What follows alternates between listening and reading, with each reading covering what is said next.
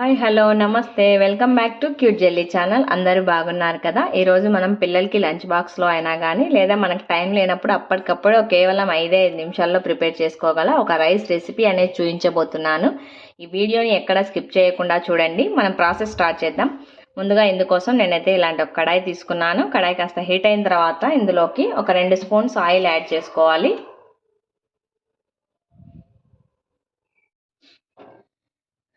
Oil కాస్త heat అయిన తర్వాత ఇందులోకి కొద్దిగా జీలకర్ర,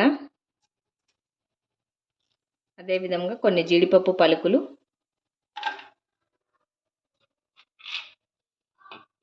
వీటితో పాటు ఒక స్పూన్ పల్లీలు కూడా యాడ్ చేసుకోవాలి. ఈ మూడింటిని కాస్త బాగా ఫ్రై చేసుకోవాలి మనం. ఇందులోకి కొద్దిగా ఎండుమిరపకాయలు,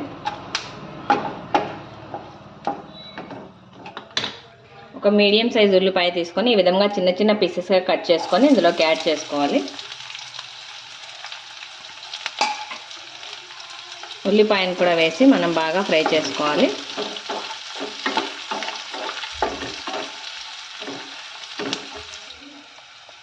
ఈ ఉల్లిపాయలు త్వరగా ఫ్రై అవ్వడానికి ఒక హాఫ్ స్పూన్గా ఉప్పు వేసి కలిపి పెట్టుకోవాలి. ఈ ఆనియన్ అనేది ఫ్రై అయ్యేలోపు మనం మసాలా ప్రిపేర్ చేసుకుందాం.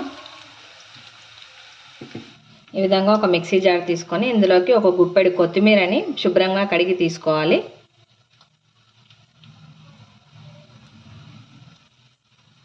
ఒక చిన్న అల్లం ముక్క, కొద్దిగా వెల్లుల్లి,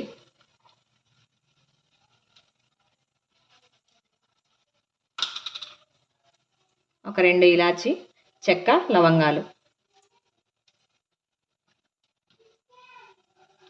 అదేవిధంగా ఒక 7 లేదా 8 పచ్చిమిరపకాయలు కాస్త ఇలా చుంచి వేస్తే బాగా మెదుగుతాయి.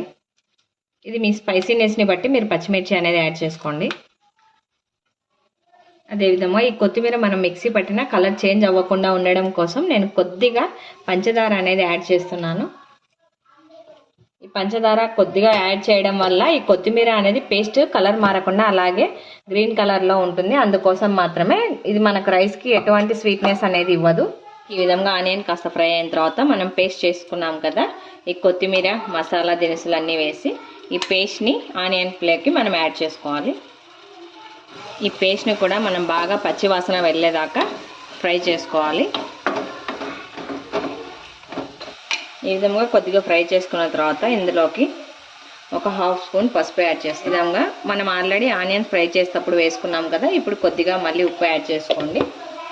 మనకి ఈ విధంగా ఈ పేస్ట్ బాగా ఫ్రై అయిపోయిన తర్వాత అన్నాన్ని ఈ విధంగా పొడి పొడిలాడుతూ చేసి పెట్టుకోవాలి. మనం ముందే ఈ రైస్ని ఇందులోకి యాడ్ చేసుకోవాలి. ఈ విధంగా రైస్ యాడ్ చేసిన తర్వాత ఒక హాఫ్ స్పూన్ ధనియా పౌడర్,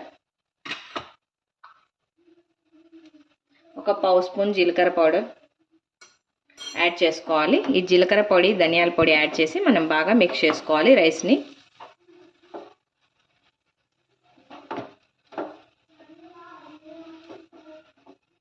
ఈ విధంగా మనం రైస్ అంతటిని బాగా మిక్స్ చేసుకున్న తర్వాత లాస్ట్ అండ్ ఫైనల్గా ఒక హాఫ్ నిమ్మ చెక్క తీసుకొని జ్యూస్ అంతా ఇందులోకి పిండుకోవాలి. ఈ విధంగా మనం నిమ్మరసం కూడా యాడ్ చేసి బాగా మిక్స్ చేసుకోవాలి రైస్ని. ఈ స్టేజ్లో మీరు సాల్ట్ ఒకసారి చెక్ చేసుకొని తక్కువ ఉంటే కలుపుకోండి, లేదంటే పర్వాలేదు. లాస్ట్ అండ్ ఫైనల్గా మనం లెమన్ కూడా యాడ్ చేసుకొని బాగా మిక్స్ చేసుకున్న తర్వాత స్టవ్ ఆఫ్ చేసేసుకోవాలి. అంతే, చాలా సింపుల్ ప్రాసెస్. చాలా మంచి టేస్ట్తో ఉండే రైస్ రెసిపీ అనేది చాలా ఈజీగా తయారైపోయింది. ఇది పిల్లల నుండి పెద్దవాళ్ళ దాకా ఎవరైనా చాలా ఇష్టంగా తింటారు. మంచి స్పైసీగా కూడా ఉంటుంది. ఈ రెసిపీని అందరూ తప్పకుండా ట్రై చేయండి. ఈ రెసిపీ కనుక మీకు నచ్చినట్లయితే లైక్ చేయండి, షేర్ చేయండి, తప్పకుండా అందరూ సబ్స్క్రైబ్ చేయండి. Thanks for watching.